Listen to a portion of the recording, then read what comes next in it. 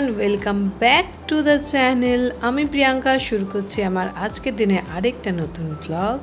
So সকলকে শুভ রথযাত্রার অনেক অনেক শুভেচ্ছা। সবাই খুব ভালো থেকো, সুস্থ থেকো, আর আমাকে এভাবেই সাপোর্ট করেছেও।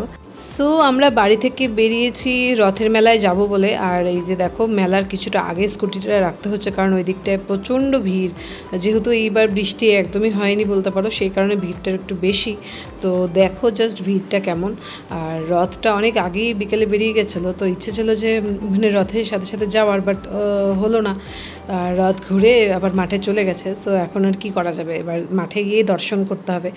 তো তোমরা এবার জাস্ট দেখো এখানের ভিড়টা, মানে একেবারে আমরা তখন মনে হয় 8:30 বাজে ওই সময় মেলায় এসেছি।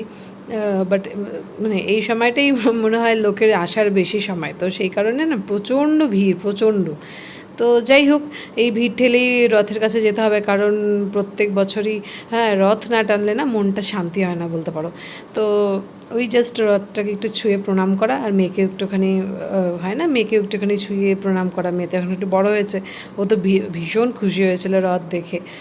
তো আর এইদিকে দেখো আমরা মাঠে ঢুকে গেছি, আর এই দিকটাতে ঠাকুরের নাম গান হচ্ছিল, আর এই দিকটাতে হচ্ছে জগন্নাথ দেবের মূর্তি ছিল। আর তার আগে দেখো এই ছোট্ট রথটাকে, কি সুন্দর, কি কিউট না। একটা অ্যাপার্টমেন্ট থেকে এটা বানিয়েছে, খুব সুন্দর বানিয়েছে, মানে একেবারে চোখ ফেরানো যাচ্ছিল না। বড় রথ তো অবভিয়াসলি সবসময় চোখে লাগবে, এবার ছোটোটা খুব সুন্দর ছিল।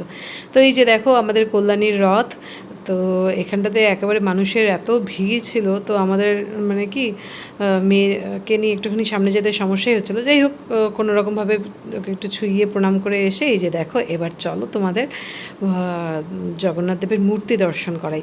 তো দেখো এই দিকটায় সব খিচুড়ির একটা লাইন ছিল, আর এই দিকটা হচ্ছে মূর্তি দর্শনের জন্য তোমার লাইন না ঠিক, মানে লোক যাচ্ছিল, বাট হচ্ছে প্রচণ্ড ভিড় ছিল।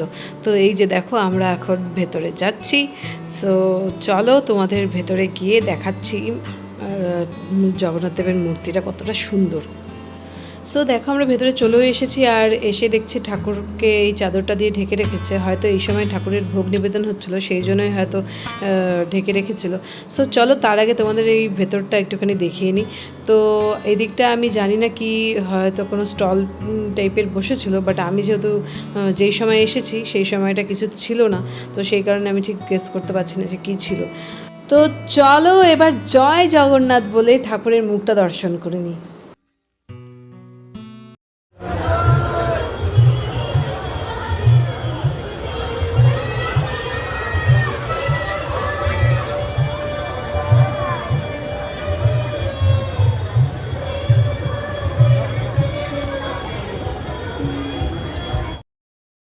তো আমাদের ঠাকুর দর্শন করা এই জাস্ট শেষ হলো। এবার আমরা বাইরে বেরিয়েছি, মানে মেলার দিকটাতে এসেছি। তো ভাবলাম যে মেয়ের জন্য কিছু একটা কিনে বাড়ি চলে যাব, কারণ এই ভিড় ঠেলে মেয়েকে নিয়ে মেলায় ঘোরা জাস্ট ইম্পসিবল। কারণ মেয়ে সেদিন হাতও ধরতে চাইছিল না, আর তোমার কি কোলেও থাকতে চাচ্ছিল না, তো ওইভাবে কি ওকে নিয়ে ঘোরা যায়। তো সেই কারণে এই যে মেয়ের জন্য এখান থেকে একটা গাড়ি কিনেছিলাম, আর তারপর ভাবলাম যে এবার মেলার দিক থেকে বেরিয়ে যাই, কারণ কিছু খাওয়ার হলে বাইরে গিয়ে খাবো, কারণ এই ভেতরে আর কিছুই করা যাবে না, কারণ প্রচণ্ড ভিড়। আর মানে এত লোক না, তো সেই কারণে ভীষণ গরমও ছিল সেদিন। আর দাঁড়াও তার আগে তোমরা একবার বলো তো দেখি কারা কারা এই রাইডগুলোতে উঠতে পছন্দ করো, আমাকে অবশ্যই কমেন্ট সেকশনে জানিও কিন্তু। তো সত্যি কথা বলতে গেলে আমার ভালো লাগে, বাট আমার ভয়ও লাগে ভীষণ। আর নাগরদোলায় উঠতে তো আমার ভীষণই ভয় লাগে, আর কি করব বলো, একটুখানি আমি ভীতুই। তো এই দিকটা দিয়ে যাওয়ার সময় মেয়ের এই গাড়িটা চোখে পড়েছে, মানে ও এটাতে উঠবে, কারণ এর আগে না ও ভয় পেত ভীষণ, উঠতে চাইতো না। মানে আমরা ওকে উঠাতে চাইতাম, বাট ও উঠতে চাইতো না। তো বাট এবার ও নিজে থেকেই বলছে যে ও গাড়িতে উঠবে। তো যাই হোক, ও যেহেতু বলছে তো সেই জন্য গাড়িতে উঠেছি। আমি তো মানে ভাবছিলাম যে হয়তো গাড়িতে উঠেই মানে ও বায়না করবে যে নেমে যাবে, কারণ এখানে আবার এখন দেখছি কী সিস্টেম করেছে বলো তো, এই যে গাড়িতে উঠছে যে, সেটার জন্য আবার টিকিট কাটতে হচ্ছে আলাদা করে। তো আমি ভাবলাম টাকাটাই মনে হয় জলে গেল, কারণ ও তো মনে হয় না গাড়িতে উঠবে। বাবা, উঠে দেখছি যে ওকে ডেকেই যাচ্ছি আমি, ও পাত্তাই দিচ্ছে না, মানে ও এত খুশি। আর এমনভাবে ও স্টিয়ারিংটা ঘোরাচ্ছিল, মানে আমি ওর বাবাকে বলছিলাম যে দেখো আবার স্টিয়ারিংটা ওর খুলে হাতে না চলে আসে। তো মেয়েকে গাড়ি থেকে মানে কি একেবারে যুদ্ধ করে নামানো হলো রীতিমতো, কারণ মেয়ে তো কোনোভাবেই গাড়ি থেকে নামতে চাইছিল না। আর মানে আমি ওই সময় কোনো ভিডিও করতেও পারিনি, তো কোনো রকমভাবে ওকে বেলুন দিয়ে ভোলানো হয়েছে। আর এই যে দেখো এখন চুপ হয়েছে বলে এই যে এসছে চাট খাবো বলে। তো এখান থেকে চাট খেয়ে বেরোনোর সময় এই জিলিপির দোকানটা দেখেছি, মেলাই ছিল এটা, বাট আমার হাজব্যান্ড তো একেবারে না বলছিল নিতে, কারণ জানে যে একদমই ভালো হবে না। বাট আমার তাও মনে হচ্ছিলো কি রথে এসছি আর জিলিপি না নিয়ে বাড়ি যাবো, তা কী করে হয় বলো। তো সত্যি কথা বলতে গেলে একদমই ভালো ছিল না, বাট তাও ঠিক আছে, রথে এসছি জিলিপি না নিয়ে বাড়ি যেতে ইচ্ছে করছিল না। সো ঘড়িতে এখন ওই 9টা 9:30 মতন বাজে। আমাদের এবারের মতন রথের মেলা ঘোরা শেষ, তো এখন যাচ্ছি বাড়ি।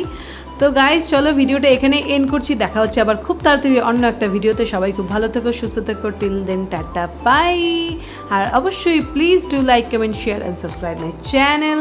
জয় জগন্নাথ।